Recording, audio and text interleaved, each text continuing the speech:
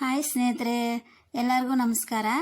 ಇವತ್ತಿನ ವಿಡಿಯೋದಲ್ಲಿ ನಿಮಗೆ ಖರ್ಜೂರದ ಬಗ್ಗೆ ತಿಳಿಸ್ಕೊಡ್ತೀನಿ. ನನಗೆ ಗೊತ್ತಿರೋ ಅಷ್ಟು ಪ್ರಯೋಜನಗಳನ್ನ ತಿಳಿಸ್ಕೊಡ್ತೀನಿ. ಬನ್ನಿ ನೋಡೋಣ. ಖರ್ಜೂರ ಅನೇಕ ಸಮಸ್ಯೆಗಳಿಗೆ ರಾಮಬಾಣ ಅಂತ ಹೇಳ್ಬೋದು. ಖರ್ಜೂರದಲ್ಲಿ ನಾರಿನಾಂಶ ಇರುತ್ತೆ, ಹಾಗೆ ಪೊಟ್ಯಾಷಿಯಮ್ ಇರುತ್ತೆ, ಕಾಪರ್ ಮತ್ತು ವಿಟಮಿನ್ ಎ, ವಿಟಮಿನ್ B6, ಹಾಗೆ ವಿಟಮಿನ್ ಕೆ, ಹಲವು ರೀತಿಯ ಪೋಷಕಾಂಶಗಳು ಈ ಖರ್ಜೂರದಲ್ಲಿ ಇರುತ್ತೆ. ಹಾಗೆ ಇದು ಸಿಹಿಯಾಗಿರುತ್ತೆ, ಹಾಗೆ ತಿನ್ನಲು ಬಲು ರುಚಿ ಇರುತ್ತೆ ಇದರಲ್ಲಿ ಖರ್ಜೂರ. ಹಾಗೆ ಇದು ನಮ್ಮ ದೇಹಕ್ಕೆ ಬೇಕಾದ ಶಕ್ತಿಯನ್ನು ಕೂಡ ಇದು ಒದಗಿಸುತ್ತೆ. ಹಾಗೆ ನಾವು ಇದನ್ನ ಯಾವಾಗ ತಿನ್ಬೋದು ಅಂದರೆ ಉಪವಾಸ ಇರಬೇಕಾದ್ರೆ, ಹಾಗೆ ಎಕ್ಸಸೈಸ್ ಮಾಡಿ ನಮಗೆ ವೀಕ್ನೆಸ್ ಫೀಲ್ ಆದಾಗ, ಅಂದರೆ ಸುಸ್ತಾದಾಗ ಒಂದೆರಡು ಖರ್ಜೂರ ತಿಂದರೆ ನಮ್ಮ ದೇಹಕ್ಕೆ ಶಕ್ತಿ ಬಂದಂತೆ ಆಗುತ್ತದೆ, ಶಕ್ತಿ ಬಂದಂಗೆ ಆಗುತ್ತೆ. ಹಾಗೆ ಈ ಖರ್ಜೂರದಲ್ಲಿ ಕ್ಯಾಲ್ಶಿಯಂ ಜಾಸ್ತಿ ಇರುತ್ತೆ, ಅಂದರೆ ಕ್ಯಾಲ್ಶಿಯಂ ಹೇರಳವಾಗಿರುತ್ತೆ. ಒಂದು ಖರ್ಜೂರದಲ್ಲಿ ಎಷ್ಟು ಮಿಲಿಗ್ರಾಮ್ ಕ್ಯಾಲ್ಶಿಯಂ ಇರುತ್ತೆ ಅಂದರೆ ಒಂದು ಖರ್ಜೂರದಲ್ಲಿ 15 ಮಿಲಿಗ್ರಾಮ್ ಅಷ್ಟು ಕ್ಯಾಲ್ಶಿಯಂ ಇರುತ್ತೆ. ಹಾಗೆ ಇದು ನಮ್ಮ ಮೂಳೆಗಳ ಆರೋಗ್ಯ, ಹಾಗೆ ಮತ್ತು ಹಲ್ಲುಗಳ ಆರೋಗ್ಯಕ್ಕೂ ಕೂಡ ಇದು ಉತ್ತಮ. ಹಾಗೆ ಈ ಕ್ಯಾಲ್ಶಿಯಂ ಕೊರತೆಯಿಂದ ಬಂದಿರುವ ಸಂಧಿವಾತಕ್ಕೂ ರಾಮಬಾಣ ಅಂತ ಇದು ಹೇಳ್ಬೋದು. ಹಾಗೆ ಖರ್ಜೂರದಲ್ಲಿ ಕಬ್ಬಿನಾಂಶವೂ ಕೂಡ ಇರುತ್ತೆ.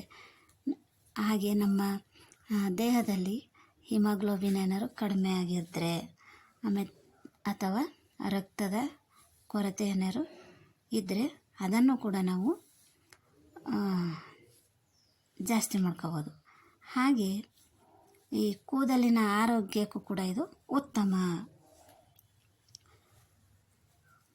ಖರ್ಜೂರದಲ್ಲಿ ನಾರಿನಾಂಶ ತುಂಬ ಇರುತ್ತೆ, ಜಾಸ್ತಿ ನಾರಿನಾಂಶ ಇರುತ್ತೆ.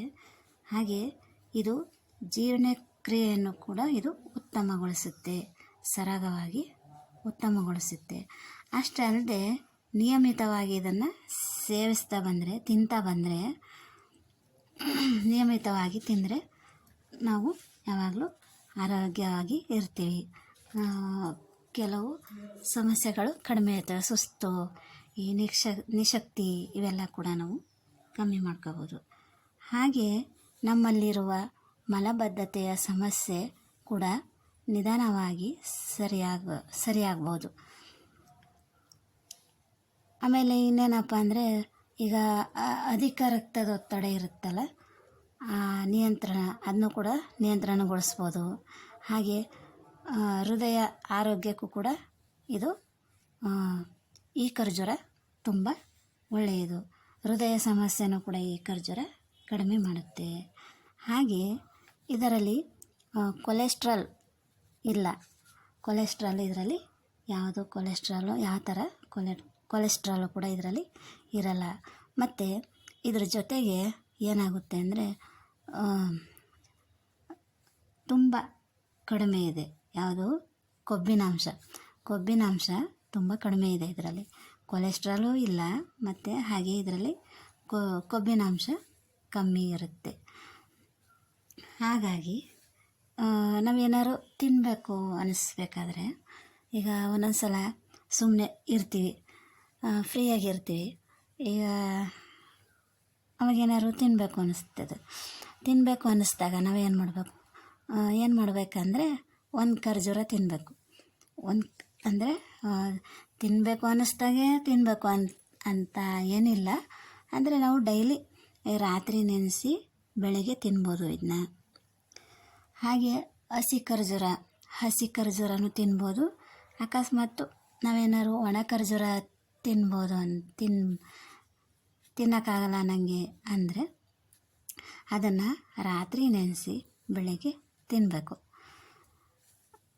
ತಿನ್ನಬೇಕು ಅನ್ನಿಸ್ದಾಗ ತಿಂದರೆ ಇದು ತುಂಬ ಒಳ್ಳೆಯದು, ಆರೋಗ್ಯಕ್ಕೆ ತುಂಬ ಒಳ್ಳೆಯದು. ಇದನ್ನು ಸಾಮಾನ್ಯವಾಗಿ ಎಷ್ಟು ತಿನ್ನಬೇಕು ಡೈಲಿ, ಒಂದಿನಕ್ಕೆ ಎಷ್ಟು ತಿನ್ನಬೇಕು ಅಂದರೆ 2ರಿಂದ 6 ಖರ್ಜೂರವನ್ನು ತಿನ್ನಬೇಕು. 1-2ರಿಂದ 6 ಖರ್ಜೂರ ಡೈಲಿ 2ರಿಂದ 6 ತಿಂತಾ ಬಂದರೆ ನಾವು ಹಲವು ಸಮಸ್ಯೆಗಳನ್ನ ನಾವು ಕಡಿಮೆ ಮಾಡ್ಕೋಬೋದು, ತುಂಬ ಆರೋಗ್ಯವಾಗಿ ಇರ್ಬೋದು.